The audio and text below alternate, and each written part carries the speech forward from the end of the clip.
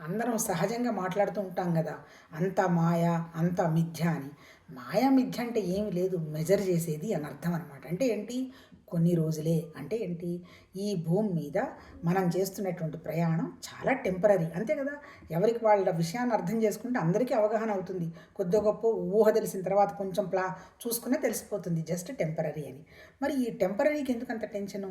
ఎందుకు టెన్షను? అందుకని ఏంటి? ఆ టెన్షన్ ఎందుకు అనేటువంటి విషయాన్ని గనక మనకి మనం అవగాహన చేసుకుంటే టెన్షన్ వెళ్ళిపోతుంది. దాన్నే ఈవెన్ మనం ఏంటి దానికి వాడిన పదాలే ఎరుక, అవేర్‌నెస్, తర్వాత ఇంకోటేంటి విజిలెంట్, తర్వాత ఇంకోటేంటి ఎలర్ట్ అని వాడారు. ఈ 3 పదాలు ఎవరికి? ఎలర్ట్, విజిలెంట్, అవేర్‌నెస్సు మన మనసుకి. అంటే ఏంటి? మన ఆలోచనకి.